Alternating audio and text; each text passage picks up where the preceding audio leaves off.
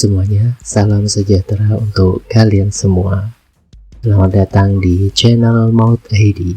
Kali ini, Mimin akan melanjutkan cerita dari part sebelumnya. Tak usah berlama-lama, ayo kita langsung masuk ke ceritanya.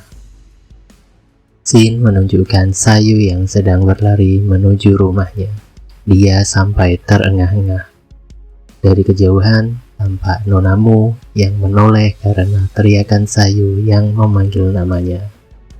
Melihat Sayu sudah pulang, Nonamu menyuruhnya untuk segera masuk karena mereka akan segera makan.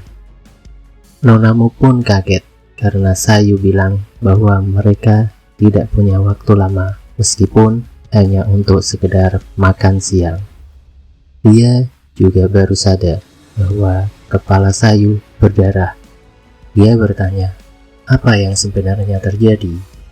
Sayu tak sempat memberi penjelasan dan bergegas membereskan barang-barang mereka dan langsung segera pergi. Nonamu masih khawatir kepada Sayu yang kepalanya berdarah dan mengira bahwa Sayu telah menemui binatang gunung. Dia ingin mengobatinya terlebih dahulu. Akan tetapi, Sayu berkata kepadanya bahwa mereka sudah tak punya banyak waktu dan harus segera pergi.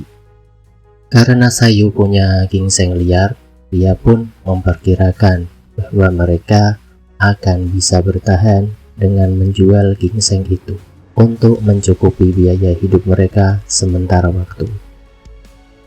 Dia lalu bertanya, "Di manakah Yuksan?" Nonamu menjawab bahwa Yuksan pergi ke pegunungan untuk mencari kayu bakar. Karena Nonamu masih bingung dengan tingkah Sayu, maka dia pun bertanya, apa yang sebenarnya terjadi? Dengan tatapan yang serius, Sayu ingin mencoba menjelaskan. Akan tetapi, karena waktunya sudah tidak banyak, dia pun mengurungkan niatnya itu. Setelah itu, sambil menarik tangan Nonamu, dia berkata bahwa akan menjelaskannya nanti. Dan yang paling penting saat ini adalah mencari Yuksan terlebih dahulu. Karena dirasa terlalu buru-buru, Nonamu berkata kepada Sayu untuk lebih pelan. Saat sedang berlari, Sayu melihat ke arah desa. Ternyata dari sela-sela pepohonan, dia melihat rombongan dari Yuan itu sudah tiba di desa. Dalam benak Sayu, dia bertanya-tanya, apakah itu mereka rombongan yang berasal dari Yuan? Dengan kondisi masih berlari, dia pun menatap ke arah rombongan itu. Namun, tak disangka, ketua dari rombongan itu ternyata menyadari keberadaan Sayu dan melirik tajam ke arahnya. Sayu pun terkejut dan bertanya-tanya dalam hatinya, apakah tatapan mereka saling bertemu? Lalu, mengetahui itu, dia pun panik dan menambah kencang larinya. Ketua rombongan itu terdiam, memperhatikan Sayu dan Nonamu dari kejauhan. Lalu, tak lama, ketua itu memerintahkan anak buahnya untuk menangkap Nonamu tanpa goresan sedikit pun. Anak buah itu pun bertanya kepada ketua, bagaimana dengan pria yang bersamanya? Lalu ketua itu menjawab, aku tidak peduli jika kalian membunuhnya. Setelah itu, dia melanjutkan perkataannya bahwa wanita itu sangatlah penting karena di masa depan dia kemungkinan akan memegang nasib Yuan. Mendengar perintah dari ketuanya, mereka pun bersiap untuk melompat dan pergi menangkap Nonamu. Kepala desa dan warga desa yang melihat prajurit itu terkejut karena mereka langsung melompat dari punggung kuda dan melesat dengan cepat ke arah Sayu dan Nonamu. Dengan senyum jahatnya, ketua itu teringat pertarungan Sayu dan Kang Gondrong sebelumnya. Dia ternyata sempat mengamati pertarungan itu dan berpikir bahwa Sayu tidak pernah belajar seni bela diri. Gerakan-gerakan Sayu saat bertarung tadi adalah bukan dari gerakan ahli seni bela diri. Ketua itu pun kegirangan karena menemukan sesuatu yang menarik. Di sisi lain, Sayu masih terus berlari. Merasakan ada sesuatu yang aneh, dia pun menoleh ke arah belakangnya. Dan benar saja, ternyata dia sudah terkejar oleh 2 orang prajurit. Melihat itu, mereka pun panik karena tidak menyangka bahwa mereka akan terkejar. Namun, Sayu tidak putus asa dan mencoba untuk menyerang mereka dengan keahliannya itu, yaitu memanah. Dengan kondisi terdesak, Sayu langsung berbalik dan mengarahkan anak panahnya ke arah 2 prajurit itu. Lalu, anak panah pun dilepaskan dan melesat ke arah salah satu prajurit itu. Dengan sigap, prajurit itu langsung mengeluarkan pedangnya dan mencoba menangkis anak panah itu. Dengan penuh keyakinan, prajurit itu sudah menghunuskan pedangnya, memutar badannya, dan mengayunkan pedangnya. Dan benar saja, anak panah itu dipatahkan dengan begitu mudahnya. Sayu pun kaget karena serangannya dipatahkan dengan begitu mudahnya. Di sisi lain, salah satu prajurit yang luput dari perhatian Sayu, dia langsung melesat ke arah Sayu dan langsung mencengkram wajah Sayu. Belum sempat merespon, Sayu pun langsung dihempaskan ke tanah dengan begitu keras. Melihat itu, Nonamu menjadi khawatir dan berteriak ke arah Sayu. Namun, tak lama mulut Nonamu langsung dibungkam oleh tangan salah satu prajurit itu. Melihat Nonamu tertangkap, Sayu pun menjadi khawatir. Namun, tak lama mata Sayu langsung ditodong oleh prajurit itu dengan menggunakan pedangnya. Dia berkata kepada Sayu bahwa dia akan membunuhnya. Tak lama, ada sebuah pukulan yang mengarah ke wajah prajurit itu. Karena tak sempat merespon, dia pun terkena pukulan dengan telak. Pukulan yang sangat keras itu sampai membuat prajurit itu terpelanting. Ternyata yang mendaratkan pukulan itu adalah Juksan. Melihat itu, prajurit yang satunya pun terkejut. Lalu, untuk mengurangi dampak hempasan pukulan tadi, dia pun menancapkan pedangnya ke tanah. Namun tetap saja, dia terhempas lumayan jauh akibat pukulan Juksan. Di sisi lain, Sayu terkejut karena melihat Juksan ada di hadapannya. Lalu Juksan menanyakan siapa mereka yang tampak berbahaya itu. Sayu pun menjelaskan siapa sebenarnya mereka. Dia lalu melanjutkan perkataannya bahwa gulungan surat yang Juksan berikan tempo hari itu ternyata adalah surat tentang menawarkan Mu'ei sebagai seorang putri. Setelah itu, dia melanjutkan tentang langkah-langkah mereka selanjutnya untuk keluar dari krisis ini. Di sisi lain, melihat temannya mengalami kesulitan, salah satu prajurit itu pun meledeknya. Setelah mengusap cairan merah yang keluar dari mulutnya, dia pun tersenyum seakan menikmati pertarungan ini. Setelah itu, dia kembali menghunuskan pedangnya dan bersiap menyerang Sayu dan Juksan. Di sisi lain, Juksan yang telah mengetahui permasalahan sebenarnya menjadi marah kepada seluruh warga desa. Dia tak menyangka bahwa mereka bisa-bisanya menjual anggota keluarga mereka sendiri.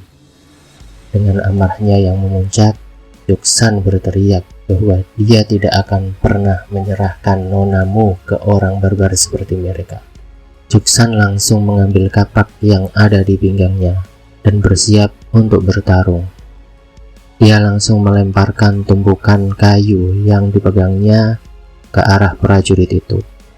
Setelah itu, dia membuat ancang-ancang dan bersiap menerjang ke arah prajurit itu. Mengetahui Juksan yang meluap-luap emosinya, prajurit itu malah tersenyum dan bersemangat. Prajurit itu mulai menebas ke arah kayu yang dilemparkan Juksan. Benar saja, kayu itu terpotong dengan begitu mudahnya. Namun, prajurit itu baru menyadari bahwa serangan itu adalah untuk mengecohnya. Secepat kilat, prajurit itu merubah posisi badannya, lalu menangkis serangan Joksan dari sisi yang lain. Serangan Joksan yang powerful ternyata dapat ditangkis oleh prajurit itu. Mengetahui itu, Joksan keheranan karena prajurit itu bisa menangkis serangan Joksan yang begitu kuat. Setelah menangkis serangan Joksan, prajurit itu membelokkan serangan Joksan ke arah yang lain. Lalu, dia memutar badannya dan bersiap untuk menyerang. Serangan itu mengarah tepat ke leher Joksan, dan Joksan tak sempat untuk menghindar. Akan tetapi, sebelum pedang prajurit itu mengenai leher Joksan, Sayu ternyata sudah melompat dan bersiap melepaskan anak panah ke arah prajurit itu. Mata Sayu melihat tajam menatap sasaran bidiknya. Sambil melayang di udara, dia melepaskan 2 anak panah sekaligus. Melihat itu, prajurit itu terkejut. Lalu, dia memutar pedangnya dan menahan serangan itu dengan respon yang sangat cepat. Dengan kecepatan pedangnya, prajurit itu dapat menahan 2 anak panah sekaligus. Melihat prajurit itu menangkis serangan Sayu, Joksan mengarahkan tinjunya ke arah prajurit itu, seakan mereka tidak akan memberikan dia jeda sedikit pun untuk merespon. Benar saja, pukulan powerful itu sukses mengenai perut prajurit itu. Pukulan itu seperti menciptakan gelombang kejut dan menghempaskan lawannya hingga terpental jauh. Prajurit itu terpental hingga mengenai sebuah pohon. Dia masih terkejut dengan apa yang telah terjadi. Tak mau memberikan jeda sedikit pun, Sayu ternyata sudah melepaskan anak panahnya yang mengarah ke prajurit itu. Akan tetapi, prajurit itu merespon dengan cepat dan menghindarinya. Namun, dia terkejut dan merasa ada sesuatu yang mengenai kakinya. Dia pun menoleh ke arah kakinya. Dan ternyata salah satu anak panah Sayu berhasil mengenai kaki kanan prajurit itu. Benar saja, Sayu tidak hanya melepaskan 1 anak panah, akan tetapi 2 anak panah sekaligus. Anak panah itu menancap begitu dalam. Di sisi lain, salah satu prajurit yang menangkap Nonamu malah tertawa melihat kejadian itu. Dia tak menyangka bahwa Sayu dan Joksan mampu melakukan hal itu. Tak lama, ada seorang pria yang sedang mendekat. Langkah kakinya pun terdengar oleh mereka. Mereka menoleh ke sumber suara itu dan ternyata dia adalah ketua rombongan itu. Sayu menjelaskan kepada Joksan bahwa dia adalah utusan dari Yuan. Dengan tatapan yang menyeramkan, dia berkata kepada bawahannya bahwa dia tidak menyangka prajurit elit seperti mereka berjuang keras hanya untuk menghadapi beberapa anak muda. Dia pun kecewa terhadap anak buahnya sambil menatap mereka dengan tatapan yang tajam. Mendengarkan ungkapan kekecewaan dari ketuanya, mereka berdua pun minta maaf. Ketua itu menegaskan bahwa mereka akan mempertanggungjawabkan akan hal ini nanti. Mendengar teguran dari ketuanya, prajurit itu pun ketakutan dan mengeluarkan keringat dingin. Lalu ketua itu mulai melangkah lagi sambil mengeluarkan energinya. Sayu dan Joksan terkejut merasakan energi itu. Diperlihatkan energi dari ketua itu begitu kuat sampai-sampai menghempaskan rumput di sekitarnya. Ketua itu berkata meremehkan Sayu dan Joksan karena mereka tak menguasai seni bela diri dan pantas disebut sampah. Ketua itu terus mendekat ke arah Sayu dan Joksan dengan memancarkan energinya yang begitu kuat. Energi itu sampai kepada mereka yang jaraknya masih begitu jauh. Sayu pun bingung karena dia tak pernah merasakan energi yang begitu kuat sebelumnya. Tak mau terintimidasi, Joksan pun berteriak, "Jika ingin mengambil nonamu, kamu harus membunuh kami terlebih dahulu." Lalu dengan sekejap mata ada telapak tangan yang mengenai dada Joksan. Ternyata itu adalah telapak tangan ketua itu yang dalam kecepatan yang sangat cepat mengenai dada Joksan. Joksan yang melihat bahwa sudah ada tangan di dadanya pun kaget. Pergerakan itu sangatlah cepat. Sayu pun tak ada respon karena saking cepatnya. Ketua itu tersenyum jahat karena akan mengeluarkan energi kejutnya. Benar saja, energi kejut itu mengenai dada Joksan secara langsung. Dia langsung mengalami pendarahan internal dan langsung mengeluarkan cairan merah dari mulutnya. Tak berhenti di situ, efek energi kejut itu juga menghempaskan tubuh Joksan hingga terpental jauh ke belakang.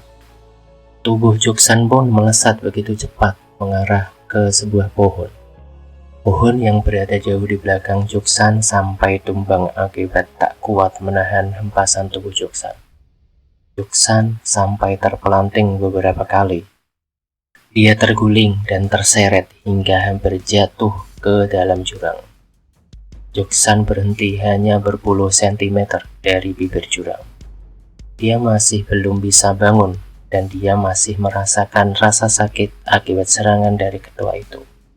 Sayu yang melihat itu merasa khawatir dan berteriak memanggil nama Joksan. Akan tetapi ketua itu tak memberikan Sayu waktu untuk mengkhawatirkan temannya. Dia langsung bersiap menyerang Sayu. Merasakan pergerakan dari ketua itu, Sayu langsung merespon cepat dan mengarahkan anak panahnya dan bersiap menyerang. Namun, ekspresi ketua itu terlihat datar, seakan menganggap serangan Sayu bukanlah apa-apa. Benar saja, ketika anak panah itu dilepaskan, ketua itu menghindarinya dengan begitu mudahnya. Walaupun demikian, serangan Sayu masih mengenai topi dari ketua itu. Mata ketua itu tak kehilangan fokusnya, dan tangannya sudah bersiap mengeluarkan energinya. Karena kejadian itu begitu cepat, Sayu tak sempat menghindarinya, dan serangan ketua itu mengenai wajahnya dengan telak. Serangan dahsyat pun kembali terjadi. Sayu tak berkutik dan terhempas seperti Joksan.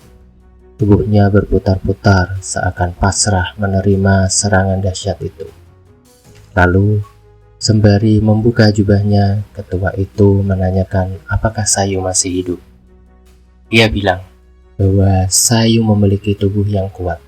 Akan tetapi, talenta seperti itu pada akhirnya disia-siakan. Dia mengatakan bahwa mereka akan mati di sini, dan kemudian membawa wanita itu ke Yuan. "Kalian tidak dapat merubah apapun," ucap ketua itu.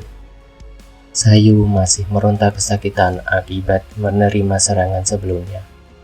Ketua itu kembali berkata bahwa setidaknya kalian bisa memilih siapa yang akan mati terlebih dahulu. Lalu, Joksan yang sudah bisa bangkit menyadari bahwa Sayu berada dalam bahaya dan berusaha menyelamatkan Sayu. Joksan berteriak untuk tak menyentuh Sayu. Di saat bersamaan, tangan Joksan meraih batang pohon yang tumbang sebelumnya, dan dia melemparkannya ke arah ketua itu. Part 3 pun berakhir di sini. Nantikan part selanjutnya. Dukung terus channel ini supaya bisa rutin upload untuk menghibur kita semua.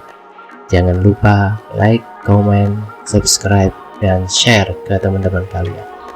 Mendaki gunung, lewati lembah, sungai mengalir indah ke samudera. See you next time. Wassalam.